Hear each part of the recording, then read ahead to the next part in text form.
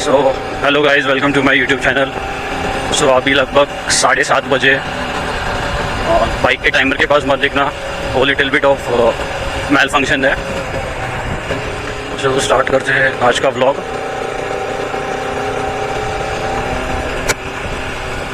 सो दरअसल आज का व्लॉग में एक शॉर्ट ओवरव्यू बनाने वाला था अपने RS200 BS3 ओनरशिप के ऊपर। ज़्यादा डिटेल में ये ओनरशिप नहीं खींचूँगा, डिटेल वाला वीडियो मैं आपको अगले व्लॉग में बताऊँगा।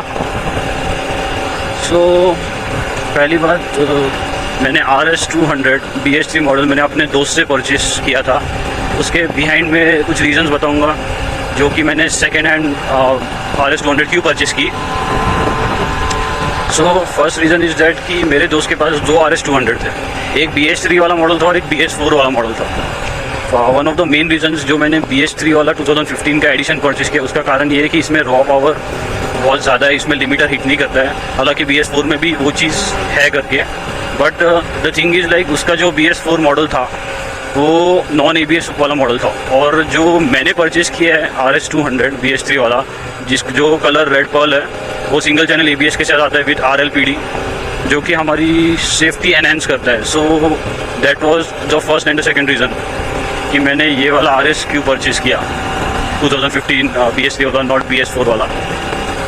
और सेकेंडली उसने बाइक अच्छे कंडीशन में मेंटेन किया था, तो मैंने आई गेस 12,000 के इन बिटवीन मैंने उस बाइक को परचेस किया, और आज इस बाइक का रेटिंग अराउंड 15,000 समथिंग है। तो ये बाइक एक्चुअली में मैंने ज़्यादा चलाया नहीं है, बट बाइक वेल मेंटेन रखा है, टाइमली सर्विसिंग भी की है बाइक की। तो बोलते हैं ना कि जैसे हम बाइक मेंटेन करेंगे वैसा ही रिजल्ट देगी। तो I just time to time maintain my bike and it did given me a good results. Okay, so secondly अब बात करते हैं कुछ इंजन के स्पेक्स के बारे में। सो RS200 एक 199.5 cc liquid cool single cylinder engine के साथ आती है, जो कि DOHC इंजन है, डबल क्रैडल वाला, जो कि लगभग 24.6 PS की पावर जनरेट करता है और लाइक 18.6 Nm का टॉर्क जनरेट करता है ये bike. With 6 speed gear box के साथ आती है बाइक। इनिशियली मैं बोलूँगा तो इनिशियल पिकअप बाइक का एक्चुअल में अच्छा है as compare to NS200, because NS200 में आई गेस आगे का स्प्रॉकेट छोटा लगता है और पीछे का बड़ा वाला होता है। Sorry, I guess it might get interchange.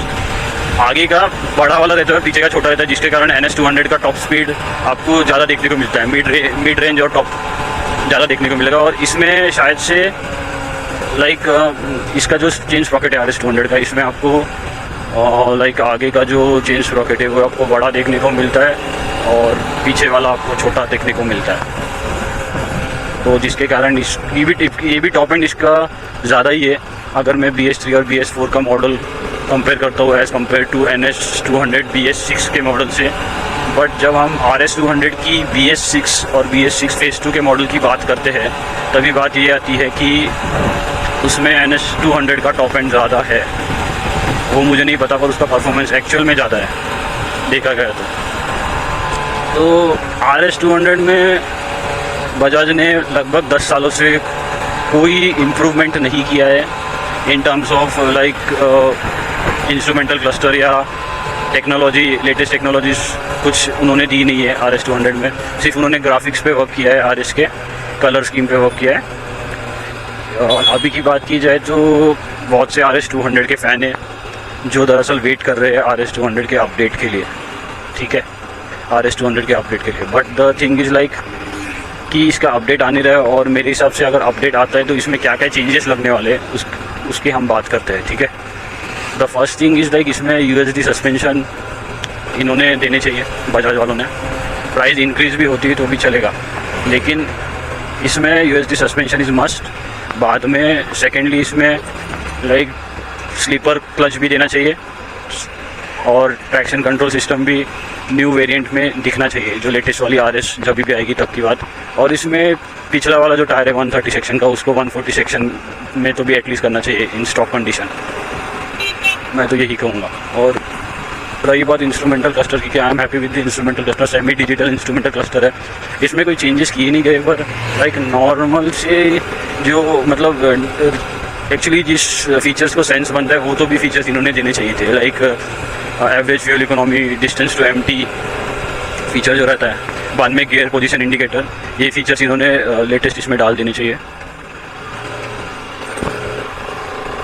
और बाद में लाइक इसका little bit of weight reduce कर देना चाहिए, क्योंकि इसमें अननेसेसरीली कट एंड क्रीजेस है as compare to like other bikes. क्योंकि इसका कभी कभी लगता है कि इस बाइक की फेयरिंग जो है उसमें ओवर फेयरिंग कर दिया है, कट एंड क्रीजेस बहुत ज़्यादा है देखा गया तो। But although I am a fan of RS200, so no complaints, मुझे तो पसंद है। अगर वेट रिड्यूस करने की बात आती तो मैंने वो चीज़ बोल दी।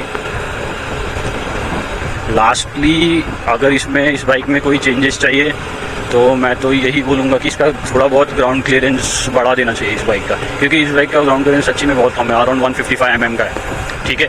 तो as compare to R15 V3 या V4 उनमें आई गेस 167 mm का ग्राउंड क्लियरेंस है, या फिर ज़्यादा है कुछ तो ऐसा ही है करके। उसका ग्राउंड क्लियरेंस इतना तो बोल सकता हूँ RS200 से ज़्यादा है, कुछ भी बोल लो। तो उनमें ये नॉर्मल से चेंजेस करने चाहिए। मैं इनिशियली इस बाइक में एक प्रॉब्लम फेस कर रहा हूँ, ऑल्दो मेरी सर्विसिंग बहुत प्रॉपरली हुई है। एक मिनट भाई,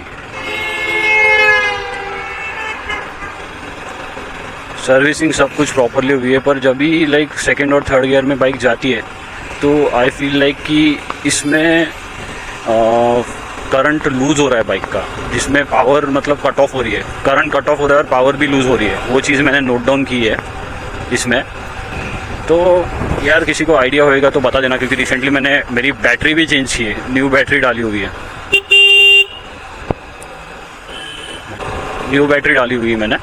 तो यार ये प्रॉब्लम कोई फेस कर रहा होगा, like second and third gear में मेरी बाइक एक्चुअली बंद पड़ रही है। बट बाकी ओवरऑल देखा गया ना तो बाइक बहुत बढ़िया कंडीशन में, बहुत सही कंडीशन में। अभी रिसेंटली मैंने अपने RS200 के टायर्स को भी चेंज किया, ठीक है, तो उसका मैंने वीडियो डाला भी है, जो कि आप देख सकते हो मेरे चैनल पे।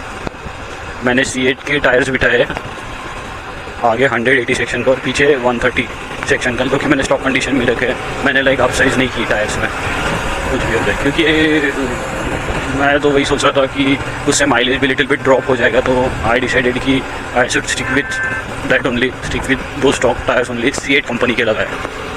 तो मेरे जो प्रीवियस टायर्स थे उनकी कंडीशन बहुत बदतर हो गई थी, it was literally worn out. तो उसके कारण ये हो रहा था कि बाइक स्लिप मार दी थी, ठीक है, बाइक अच्छी वाली स्लिप मार रही थी उस टाइम। तो मैंने पहले जो इनिशियली सर्विसिंग की थी अभी रिसेंटली, लाइक ऑलमोस्ट 25 डेज या 1 मंथ बिफोर, उसने मेरे को बोला आगे का टायर चेंज करना पड़ेगा और पिछला टायर लाइक 4,000 किलोमीटर्स में चेंज करवा दो करके, ठीक है। तो पर सीन ऐसा हुआ कि जो मेरे पहचान वाले टायर के शॉप वाले भैया हैं, उन्होंने बोला करके कि पिछला भी चेंज करवा दो, बहुत बड़ा कट गिरा हुआ है। तो I decided it's better to change both the tyres, front and rear as well. तो मैंने चेंज करा दिया वो चीज़। तो टायर का रिव्यू बताऊँ मैं आपको तो बहुत बढ़िया चल रहे हैं, ग्रिप रोड पे बहुत अच्छी पकड़ रही है। और ऑब्वियसली जब न्यू टायर्स हम लोग बिठाते हैं तो चलाने में और मज़ा आता है, देखा गया। तो ऐसी बात थी यार भाई। मेरे को RS200 के जो ओनर से डेफिनेटली मुझे एक चीज़ बताना, इसके फ्यूल सेंसर में इशू क्या है, कि ये करेक्टली क्यों नहीं बताता कि कितना पेट्रोल बचा है। अगर किसी को पता रहेगा ये चीज़ तो डेफिनेटली कमेंट कर देना। और सेकेंडली वन मोर थिंग कि इसके लाइक टिपिकली जब हम लोग फुल टैंक पेट्रोल भरते हैं उसमें जो बार्स रहते हैं, तो एक बार में कितना पेट्रोल रहता है मेरे को वो बता पाओगे तो मुझे अच्छा लगेगा, क्योंकि आई डोंट हैव नॉलेज कि उसके एक बार में कितने लीटर पेट्रोल रहता है। इंटरनल माइक लगाया हुआ है जो मुझे 3 डेज बैक ही रिसीव हुआ फिट्सपार्क कंपनी से, सो वो तो मैंने लगाया है। लेकिन देखते हैं कि इसका ये कितना हेल्प करती है क्लियर वॉइस में और नॉइज़ कैंसिलेशन में। आपको वीडियो कैसा लगा वो भी ज़रूर बताना, मेरी वॉइस क्लियर थी या नहीं थी, ताकि मैं लाइक अगर वॉइस क्लियर नहीं है तो मुझे वायरलेस एक्सटर्नल माइक लेना पड़ेगा ही डेफिनेटली। फिट्सपार्क से टोटली मेरे को अराउंड 4,000 से 4,500 के करीब फ्री एसेसरीज़ मिले।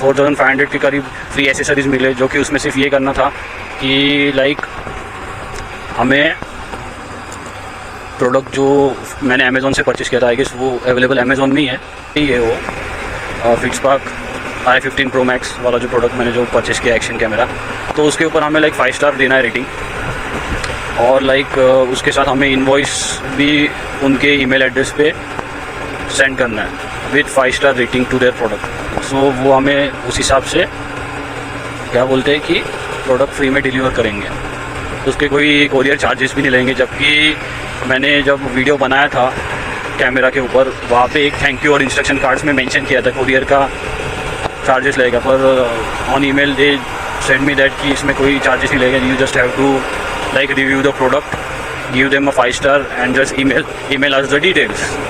तो चलो ठीक है, मेरे को एक अच्छी बात है कि उसके साथ मेरे को ड्यूल शॉक चार्जर भी मिला, जो कि उसके साथ एक स्टैंड बाय बैटरी भी मिल गई। सो टिपिकली मेरे पास अभी 2 बैटरीज है, और जो बहुत एसेंशियल है इस चीज़ के लिए। तो आई एम क्वाइट हैप्पी कि एक्सटर्नल माइक का तो मेरे को नहीं पता, पर उसके साथ मेरे को ड्यूल शॉक जो चार्जर मिला है और विथ स्टैंड बाय बैटरी, वो ज़्यादा बेटर चीज़ लगी मेरे को। एक्सटर्नल माइक अगर सही नहीं रहेगा तो मेरे को परचेस करना ही पड़ेगा एट एनी हाउ। मेरी RS लगभग 35 से 36 का माइलेज देती है while riding in economical condition. मैंने निकाला था 0.92 ml के पेट्रोल के ऊपर, तभी मेरे को 35 से 36 का माइलेज दिया था इस बाइक ने, ठीक है। So I am quite happy, although मैं बाइक कभी भगाता नहीं हूँ मोस्टली। सो अच्छी बात है कि बाइक अराउंड 35 to 36 किलोमीटर्स का माइलेज दी थी। फुल टैंक वाला मैंने कभी चेक नहीं किया है, ज़रूर आने वाले वीडियोस में हम लोग टैंक टू टैंक चेक करेंगे माइलेज कितना होता है। आपको लाइक फ्रीक्वेंट गियर शिफ्ट नहीं करने चाहिए, मैं तो ये बोलूँगा फ्रीक्वेंट गियर शिफ्ट करने बिल्कुल भी नहीं चाहिए, जिसके कारण इंजन पे लोड पड़ता है, ठीक है, और जिसके कारण माइलेज भी नहीं मिलता है देखा गया तो। Hold on a second guys.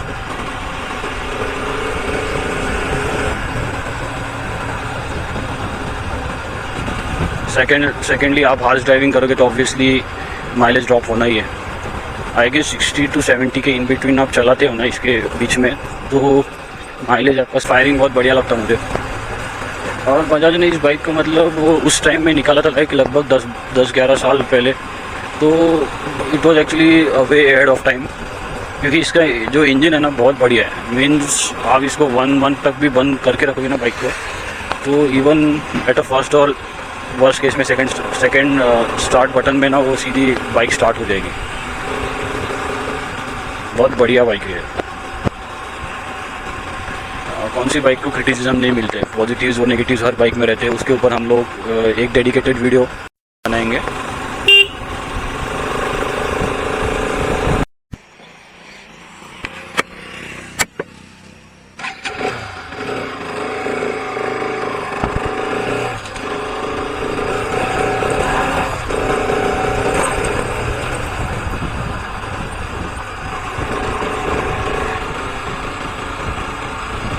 सो एकदम little bit of 3 to 3 points positive और नेगेटिव्स की बात की जाए तो फिर मैं आपको ये बोलूँगा कि बाइक का ज़्यादा मेंटेनेंस नहीं निकलता है, क्योंकि आपको अच्छे से पता है कि बजाज के जो स्पेयर पार्ट्स रहते हैं वो ज़्यादा महंगे नहीं रहते। और सर्विसिंग की भी बात की जाए तो मैं तो यही बोलूँगा आपको, प्रीफर आप यही करो कि आप कहीं प्राइवेट सर्विस सेंटर में जाके अपनी बाइक की सर्विसिंग करें।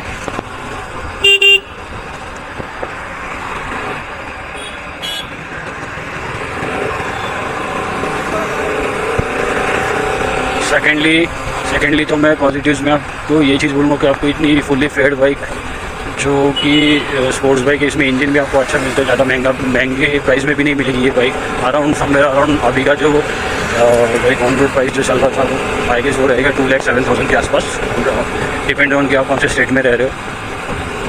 थर्डली ये बाइक आपको मतलब वो इट इज़ सब्जेक्टिव थिंग, ठीक है, माइलेज की बात कर रहा हूँ, ठीक है, it is actually subjective thing, depend on your riding style. आपको माइलेज अच्छा भी मिल सकता है, बेकार भी मिल सकता है, तो आप उसको पॉजिटिव और नेगेटिव दोनों में भी कंसिडर कर सकते हो। ओके, सो नेगेटिव की बात की जाए तो पहला मेरा नेगेटिव पार्ट मेरा ये रहेगा कि जैसे कहा कि बाइक दिखने में बहुत हटके, it's really beautiful and different, बहुत बड़ी बाइक फील देती है। पर इसमें कैसे कि अननेसेसरीली ओवर फेयरिंग करके रखा हुआ है बाइक में, ओवरली फेयर्ड बाइक है। बी ऑनेस्ट, पर कट इंक्रीजेस बहुत ज़्यादा है। और मुझे मतलब बाइक 165-166 kg के आसपास ये वेट करती है बाइक, तो उसमें थोड़ा वेट रिडक्शन होता था तो ज़्यादा बेटर रहता था, क्योंकि उससे फिर पावर टू वेट रेशो भी एकदम बढ़िया सा मिलता था, देखा गया है तो।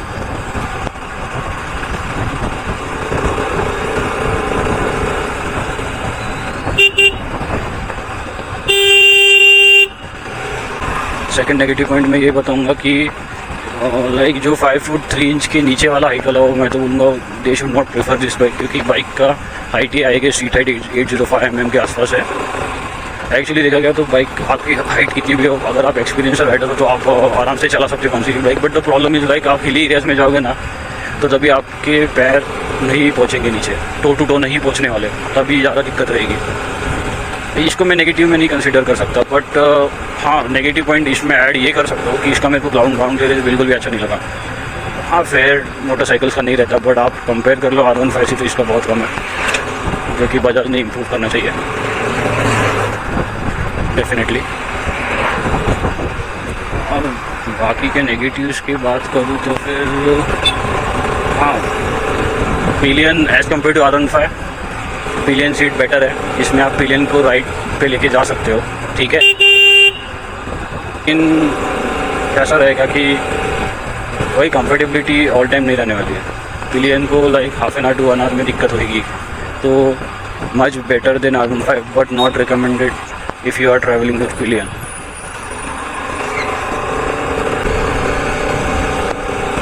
$80 to 100 की speed for cruising is the best option. लोग सोचते हैं कि इस बाइक की टॉप स्पीड कितनी है, उसकी कितनी है, उससे कोई फ़र्क नहीं पड़ने वाला है, क्योंकि डेली लाइफ में हम लोग कोई रेस पे नहीं जाने वाले। तो अगर प्रैक्टिकलिटी की बात की जाए तो you should actually look for that bike which is actually solving your purpose. आपका पर्पस क्या है बाइक का लेना, पहले वो मेंशन करो, फिर बाइक की डिज़ाइन और स्टाइल आपको कौन सी सूट करती है आप वो देखो।